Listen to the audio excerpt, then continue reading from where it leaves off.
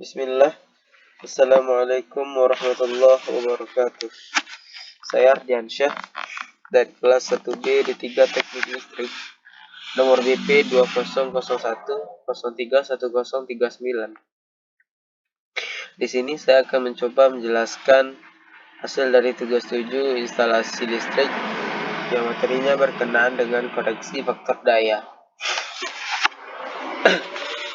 Soal pertama yaitu buktikan bahwa faktor daya yang jelek menyebabkan rugi-rugi jaringan bertambah besar. Di sini sebelum kita masuk kepada pembuktian, kita harus mengetahui apa itu faktor daya terlebih dahulu. Faktor daya itu sendiri adalah rasio daya rata-rata atau perbandingan daya rata-rata, yaitu dalam berupa KW, dan dengan daya nyatanya dalam bentuk kVA. Faktor daya itu disebut juga dengan kos besi. Diekspresikan dengan nilai dari 0 sampai dengan 1. Faktor daya 1 itu menunjukkan bahwa tanpa ada daya reaktif. Maksudnya faktor daya itu bagus. Sedangkan jika daya lebih kecil dari 0,9, sedangkan jika faktor daya lebih kecil dari 0,9, maka dianggap faktor dayanya itu jelek karena banyak beban reaktif pada sistem. Hal ini jika tidak diperbaiki, maka dapat mengakibatkan kerusakan atau rugi-rugi pada jala-jala jaringan yang semakin besar. Bukti yang pertama yaitu bila daya nyatanya tinggi dan tergabung dengan faktor daya rendah, tidak dikurangi, maka seluruh jaringan listrik dari pusat pembangkit ke subsirkuit akan membawa arus berlebih yang lebih besar daripada yang diperlukan. Analoginya sama seperti sebuah kejadian yang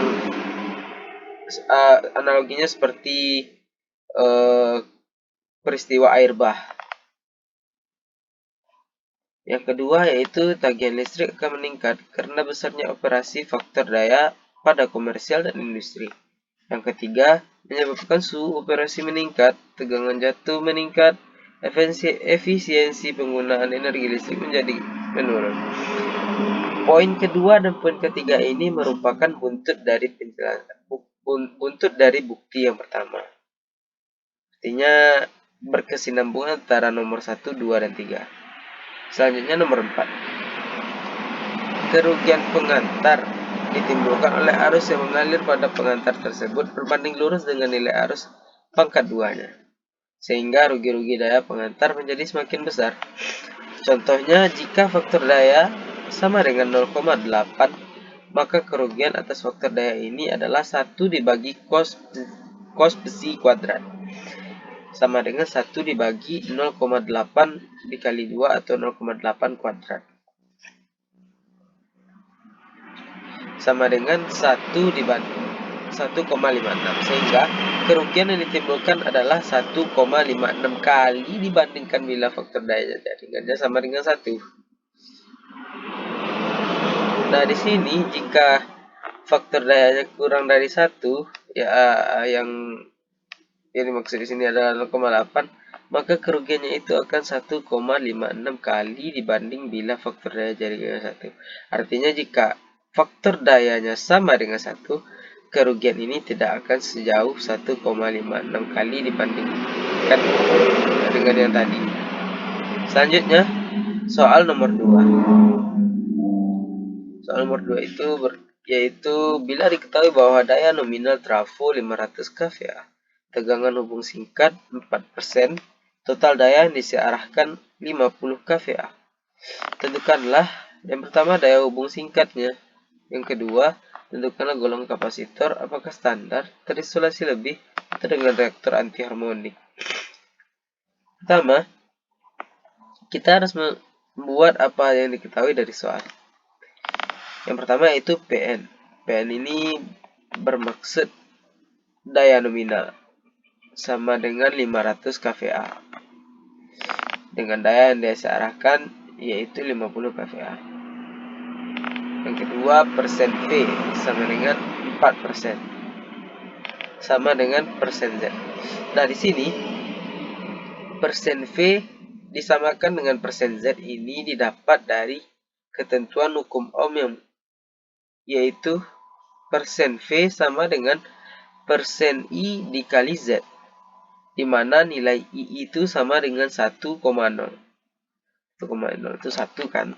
Sehingga didapat persen V sama dengan persen 1 dikali Z.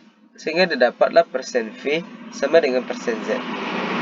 Persen Z ini berguna untuk mencari daya hubung singkat. Nah, kita bahas di sini yang pertama yaitu daya hubung singkatnya atau power short circuit. Rumusnya yaitu PN dibagi persen Z. PN ini tadi daya nominal dan persen Z ini impedansi. Sehingga didapat 500 dibagi 4% adalah 12.500 kVA. Pertanyaan keduanya yaitu golong kapasitor. Golong kapasitor itu rumusnya PSC, power short circuit, dibagi 240. 240 ini adalah sebuah ketetapan. Ada satu lagi yaitu PSC dibagi 120. Yang dibagi 120 ini dilakukan ketika nilai dari hasil pembagian ini, yang ini lebih kecil dibandingkan dengan daya yang disearahkan. Nah, itu akan kita jumpai pada soal berikutnya. Namun di sini cukup dengan PSC dibagi 240, yaitu 12.500 dibagi 240 sama dengan 52 kVA. Karena daya yang disearahkan adalah 50 kVA dan nilai itu lebih kecil dari 52 kVA. 52 kVA ini berarti besar dari 50 kVA. Sehingga maka kapasitornya yang digunakan adalah kapasitor normal seperti yang terdapat pada modul yang telah diberikan itu. Selanjutnya soal nomor 3 dengan model soal yang sama namun berbeda dalam nilai. Bila diketahui bahwa daya nominal trafo 1000 kVA, tegangan hubung singkatnya 4%, total daya yang disearahkan 150 kVA. Sama pertanyaannya dengan nomor 2 tadi. Langsung kita jawab. PSC-nya sama dengan 1000 dibagi 4%, yaitu 25.000 kVA. Sedangkan untuk golong kapasitornya kita harus membagi 25.000 dibagi 240 sama dengan 104 kVA.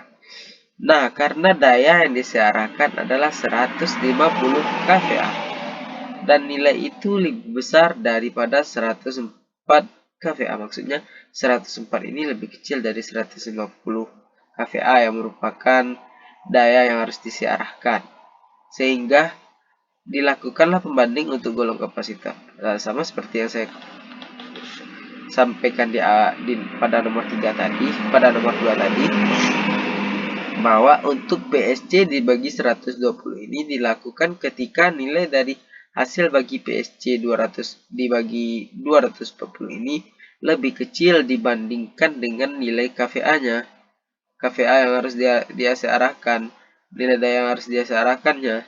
Sehingga didapat 25.000 dibagi 120 hasilnya 208. Nah, setelah didapat baru ditentukan golong kapasitornya, yaitu kapasitor dengan terisolasi lebih karena nilai 150 kVA berada pada rentang 104 kVA sampai 208 kVA. Selanjutnya soal nomor 4, langsung saja mungkin angkanya berbeda. Untuk daya nominalnya 630, daya yang harus disearahkan 200 kVA, dan langsung saja daya hubung singkatnya didapatkan 15.750. Sedangkan untuk golong kapasitor dengan pembagi 240 didapat 65 kVA. 65 kVA lebih kecil daripada 200. Maka dilakukan pembanding atau pembagian untuk golongan kapasitor dengan 120, sehingga didapat untuk pembagiannya dengan 120 dapat 131. Nah, di sini 131 ini masih lebih kecil daripada 200 yang harus disearahkan. Maka dengan itu, kapasitor yang harus digunakan itu ialah kapasitor dengan reaktor anti harmonik, karena nilai 200 kVA yang harus disearahkan tadi tidak berada pada rentang 65 sampai 131 kVA, atau dengan kata lain lebih besar daripada rentang tersebut. Selanjutnya soal nomor 5. Bila diketahui kapasitor VAR plus dengan spesifikasi 50 kVAR dan 440 volt per 50 Hz, dapatkah kapasitor tersebut dipasang ke jaringan membutuhkan 50 kVAR dengan tegangan nominal 400 volt per 50 Hz? Mengapa demikian? Nah, di sini terdapat kesamaan antara tegangan nominal yang ditentukan, yang telah ditetapkan gitu kan, dengan tegangan nominal kapasitornya, sehingga jawabannya dapat, karena 50 kVAR dengan tegangan 440 volt tadi menunjukkan tegangan isolasi kapasitor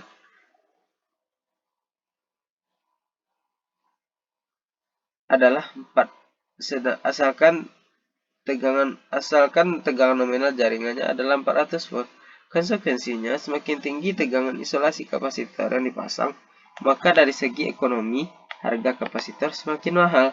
Dengan begitu, apabila tegangan nominal jaringan adalah 400 volt, maka harus dipilih tegangan isolasi kapasitor 400 volt juga akan mendekatinya. Maka di sini 440 volt ini mendekati nilai dari 400 volt asal dari tegangan jaringan nominalnya, sehingga dapat dilakukan pemasangan pada jaringan. Sekian dari saya. Maaf kalau ada kata-kata yang salah. Saya akhiri. Assalamualaikum warahmatullahi wabarakatuh.